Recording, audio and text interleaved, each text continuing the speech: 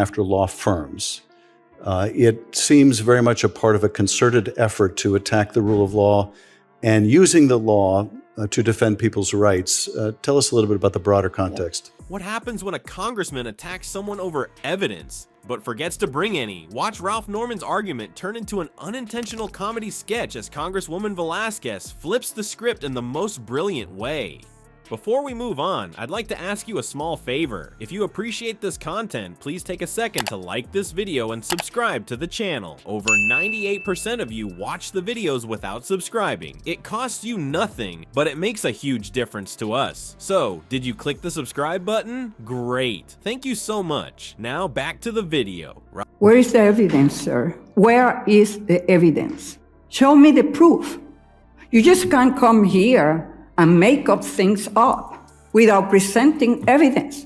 Ralph Norman opened his mouth, and Congresswoman Velasquez handed him the shovel to keep digging. It all started when Norman decided to use his moment in the hearing to accuse Velasquez of spreading falsehoods about undocumented immigrants. His claim that Velasquez had exaggerated the so-called economic burden caused by what he called illegals. But here's the fun part. He forgot to include one tiny little thing in his attack: proof. That didn't stop him though. He went full steam ahead, confidently throwing out accusations like confetti without stopping to realize the bag was empty. Velasquez's response was a study in restraint. Instead of taking the bait, she calmly leaned in and asked him the obvious question: where was his evidence? She wasn't shouting, she wasn't grandstanding, she simply asked for the receipts. Suddenly, the energy in the room shifted. You could practically hear the collective inhale of everyone waiting to see if Norman could back up even one word of what he'd said. Spoiler, he couldn't. It was like watching someone try to explain their way out of not doing their homework, except Norman wasn't a high schooler. He was an elected official supposedly prepared to confront complex issues. As Velasquez pushed for specifics, his excuses became more creative. First, he claimed there was overwhelming evidence out there, somewhere in the ether, like UFO sightings or Bigfoot documentaries. When she pressed further, he pivoted, suggesting the numbers obviously spoke for themselves. 1960s, and suddenly Democrat judges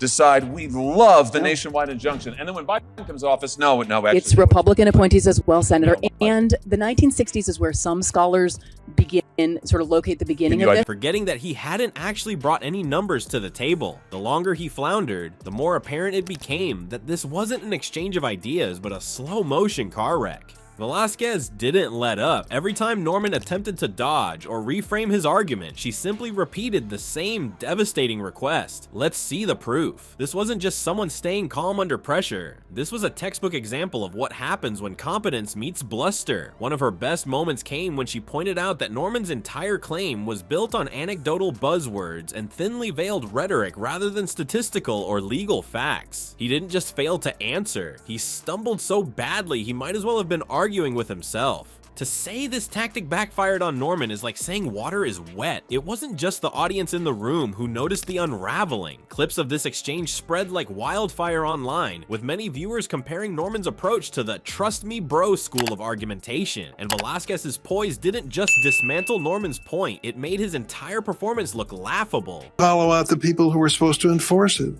Because I think we're putting other measures in place, but the scam... Give me an idea what you're putting in place that's better than the borrower defense rule. Well, watching someone unprepared being confronted by someone with both expertise and patience is truly a special kind of political theater. This isn't Norman's first rodeo, and it's not the first time GOP members have walked into hearings swinging claims they can't back up. A quick look at recent history shows a pattern. Back in 2021, Jim Jordan faced similar embarrassment while questioning Dr. Anthony Fauci about COVID-19 regulations. Jordan tried to imply conspiracy only to have Fauci shut him down with detailed, verifiable answers on public health data. There's a long list of examples like this, where GOP members seem to value headlines over substance. And time after time, it ends the same way, with an awkward scramble to recover and pundits on Twitter laughing at the fallout. But poor preparation isn't just about personal embarrassment, it undermines public trust. But Velasquez had already dismantled the foundation of his argument. At that point, there wasn't much left to salvage. The funniest part, rather than bowing out gracefully, he doubled down on his vague assertions, making an already painful exchange even harder to watch. By the time he was finished, it felt less like an interrogation and more like a stand-up routine, just without the laughs. In the end, Norman walked away with his credibility bruised and the internet buzzing about yet another GOP misstep during a high-profile hearing. Velasquez, on the other hand, emerged as the clear winner. Her quiet insistence on facts over rhetoric stood in sharp contrast to Norman's flailing performance. She didn't have to raise her voice or throw out flashy statements. She let logic do the work, and that's what makes her handling of the situation so powerful. It's a reminder that sometimes the best tools in a debate aren't slogans or theatrics.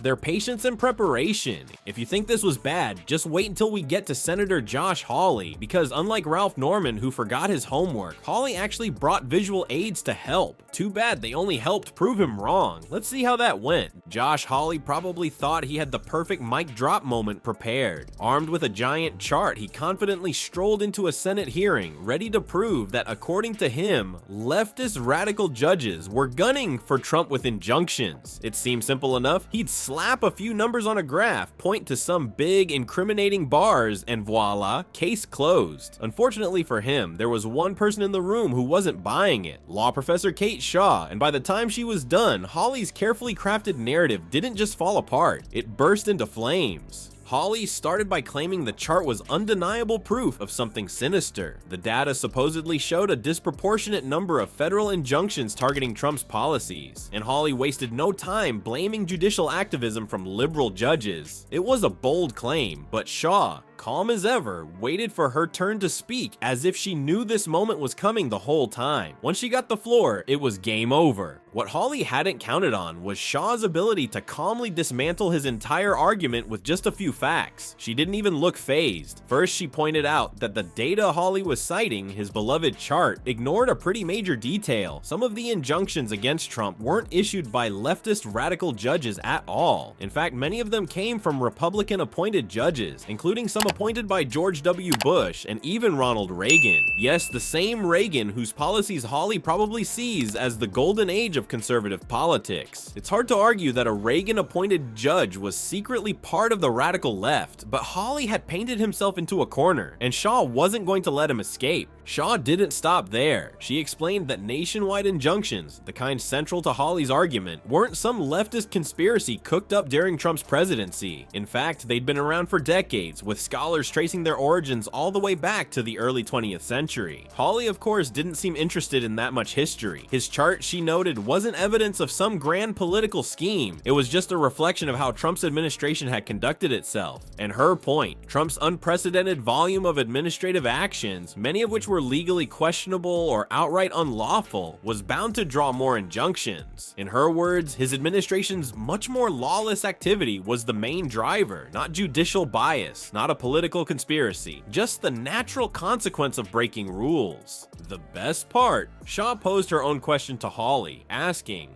oversimplified and misleading. The chart, meant to simplify everything into a nice, neat pattern of judicial bias, actually highlighted how Hawley had ignored key context. That kind of oversimplification might work for a tweet or a soundbite, but in a hearing setting, it's a recipe for disaster. This isn't the first time visual aids have backfired in politics, and it likely won't be the last. But what makes this particular moment stand out is how thoroughly Shaw dissected Hawley's logic. She didn't just undermine it, she reframed the entire conversation. While Hawley wanted to paint Trump as a victim of activist judges, Shaw reminded everyone that judicial decisions are based on legal challenges, not the political party of the president. And if those decisions happen to go against Trump more frequently, perhaps it had less to do with politics and more to do with, well, Trump. The real kicker in all this is how easily avoidable it was. If Hawley had presented a more nuanced argument or even acknowledged the role that Republican-appointed judges played in these decisions, he might have saved himself the embarrassment. But by sticking so rigidly to his partisan narrative, he handed Shaw the perfect opportunity to dismantle his point piece by piece. Watching his reaction, you almost felt bad for him. Almost. By the end, it was clear Shaw's quiet confidence had won the day. Her ability to calmly engage with the facts and question Hawley's framing left him with little room to maneuver. And Hawley's chart, let's just say it'll likely be remembered as an example of how not to use visuals in a debate, because a chart might be worth 1,000 words, but in this case, all it really said was, oops.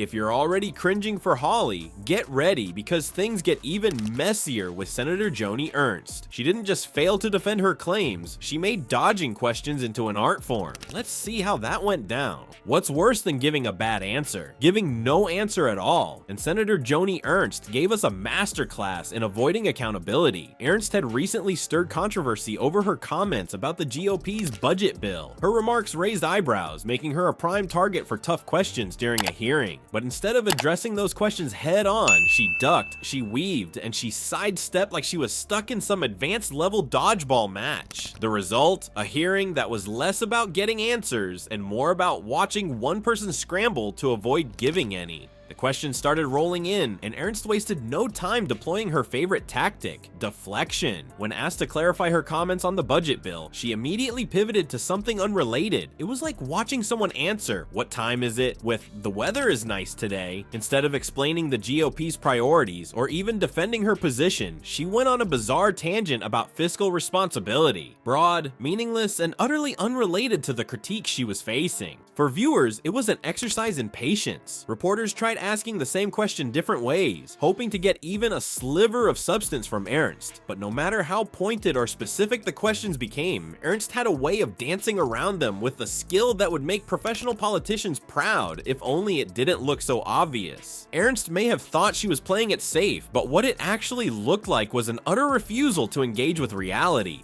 This isn't the first time we've seen a politician dodge tough questions, but Ernst's performance stood out because of how consistent and ineffective it was. Being evasive might feel like the safe option in the moment, but avoiding direct answers often makes things worse. Research from political analysts shows that this behavior doesn't work with an increasingly well-informed public. When voters and reporters sense someone is being deliberately evasive, they don't think, "What a smart way to avoid controversy." Another frustrating thing about Ernst's strategy was how it transformed what could have been a productive conversation into a circus act. Hearings are supposed to be spaces for lawmakers to explain and defend their policies, whether those policies are up for criticism or not. But when one side abandons that responsibility for the sake of ducking criticism, the whole process becomes less about substance and more about political theater. But Ernst isn't alone. From bad arguments to bad answers to no answers at all, it's becoming clear the GOP might need more than a new strategy. They might need a crash course in accountability 101. And as these moments keep piling up, it's hard not to wonder, are they even learning from these repeated flops? Let's dive into the bigger picture.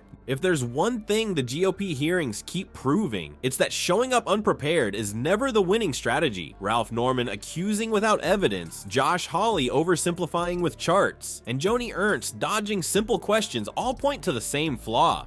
Maybe it's time the GOP took a crash course in debate, because empty claims and avoidance just aren't cutting it. And as they keep fumbling, we'll keep watching. Congress never fails to entertain.